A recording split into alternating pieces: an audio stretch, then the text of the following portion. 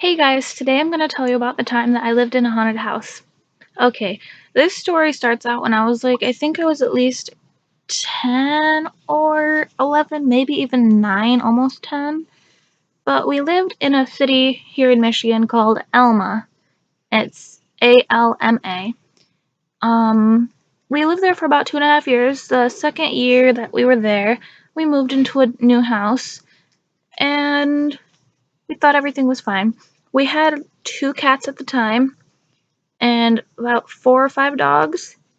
But we lived there for almost a good year or so. But one day we had come home. We had noticed before we came home this day. We had noticed strange things happening here and there, but nothing that was oh yes, we're definitely haunted. But things would just go missing, and we'd think we just misplaced them or something, or that they'd just show back up. And so we came home one day and found a chunk of fur, like a big chunk of fur on the ground. My mom picked it up to throw it away, and it started, the chunk of fur started bleeding.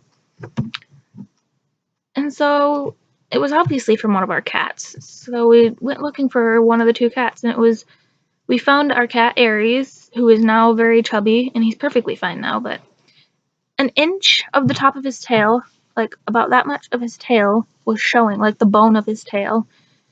And his tail had been slammed in the door somehow, and we can't figure out how, because nobody was home. We were all at the store getting stuff for dinner and stuff. And so we put some antibiotics on it so it wouldn't get infected. And he was perfectly fine after that, because after a while that part of the bone just fell off. And yeah, he acted perfectly fine. But then one day we heard something going down the stairs, and we noticed that the cats were actually physically throwing themselves down the stairs because they did not want to walk. So things are getting creepier and creepier. We'd noticed noises here and there and things moving. And one night after my dad had shoulder surgery, because he couldn't walk up the stairs very well because it was just too painful for him to get up there.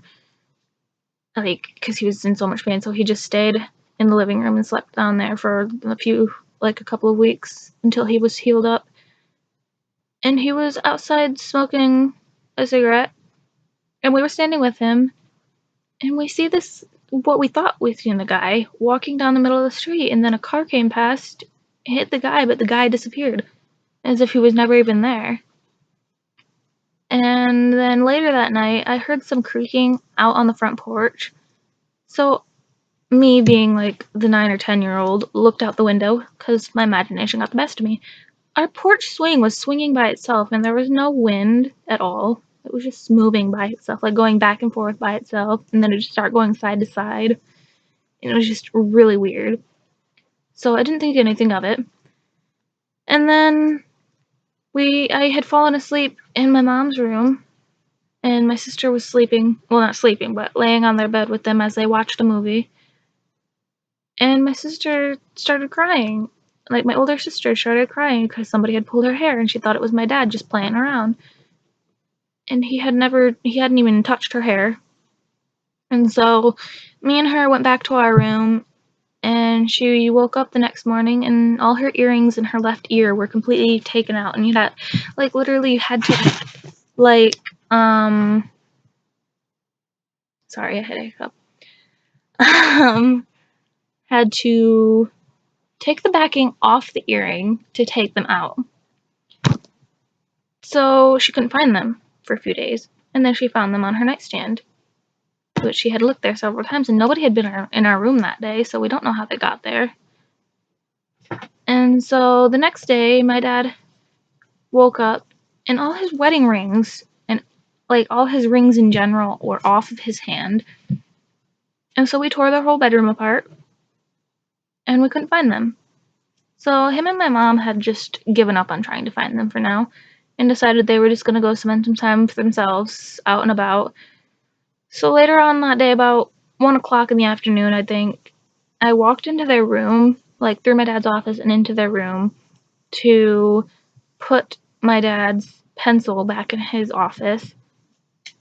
And something caught my eye. Something was telling me, not only did something catch my eye in that room, but something in my head was just telling me to go turn around and go back downstairs and like get out of that room for good.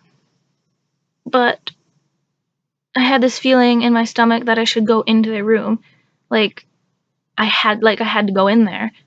And it was just really weird. My head was telling me to go one way, and my stomach, the feeling in my stomach was just like, no, go into the room. You need to go in there. There's something in there that you've been looking for all day.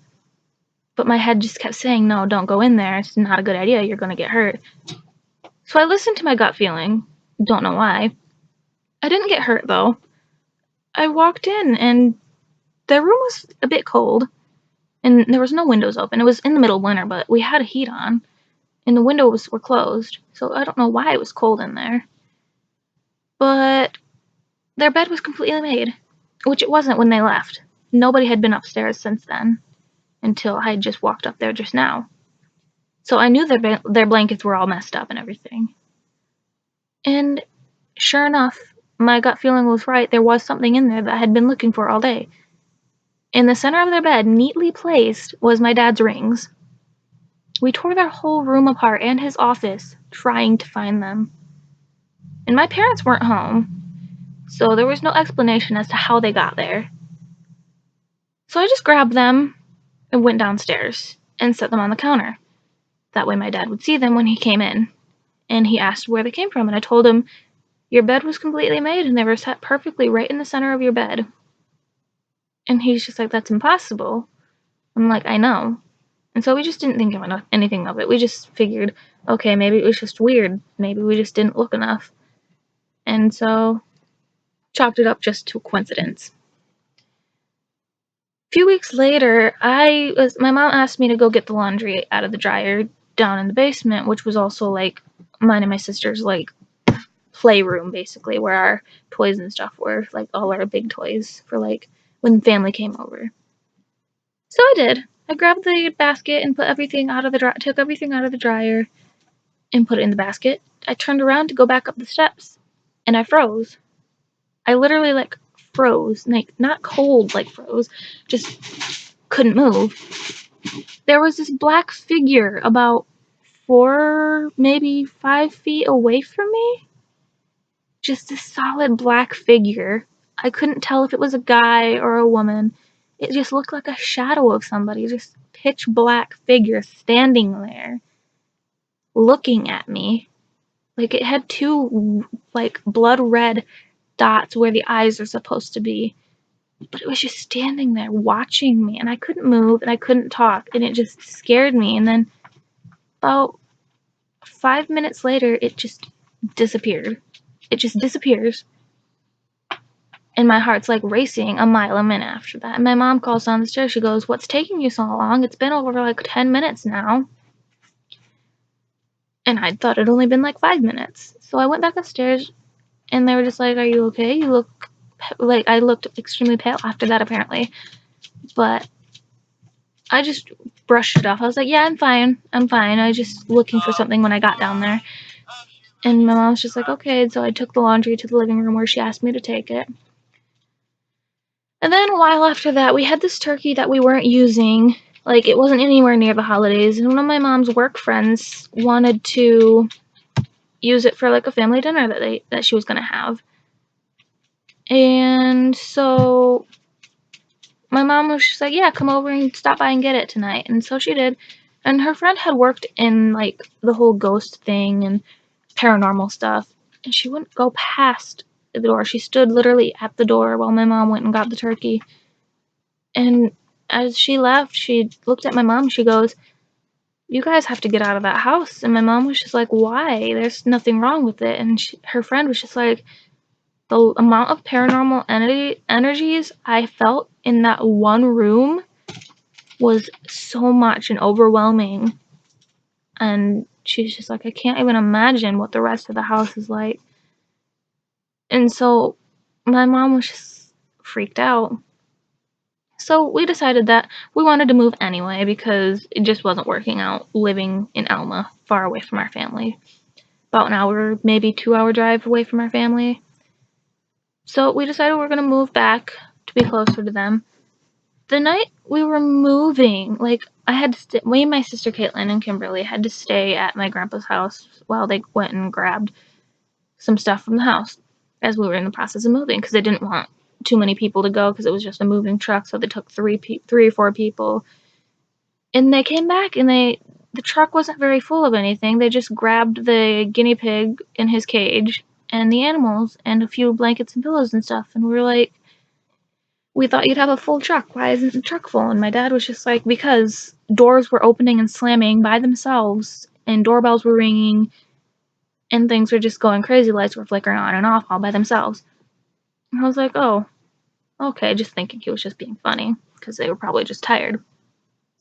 So the next time we went there, it was still light enough outside as we were grabbing stuff to where you could see if somebody had ding dong ditched you.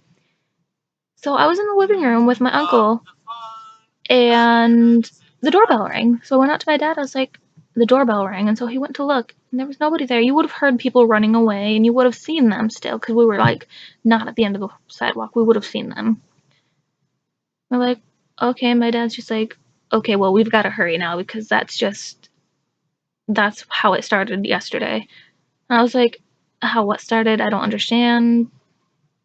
And he's just like, nothing, just hurry. And we went upstairs we actually grabbed the fish tank. Not really a tank, but it was more like a tote that they were in, but it was fine for them. And we grabbed that, we put it in the van because we didn't want it to spill in the truck.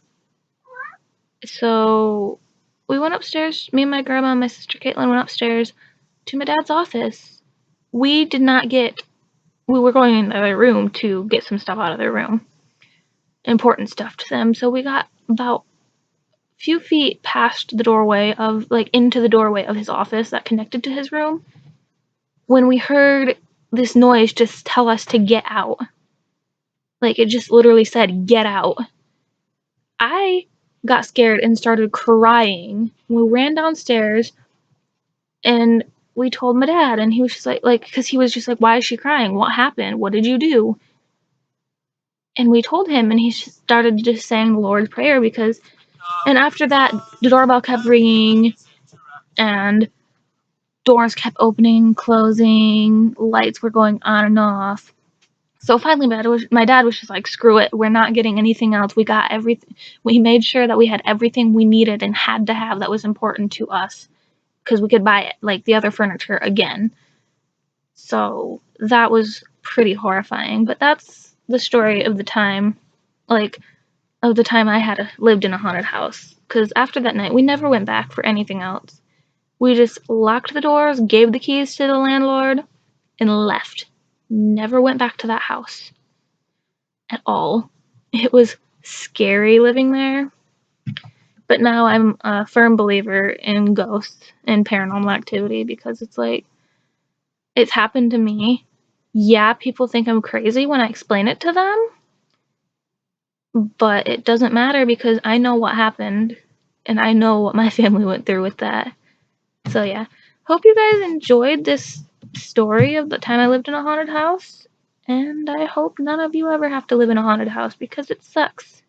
Don't forget to hit that thumbs up button, comment down below what you'd like to see next, and hit that subscribe button so you don't ever miss another video like this one. Bye guys!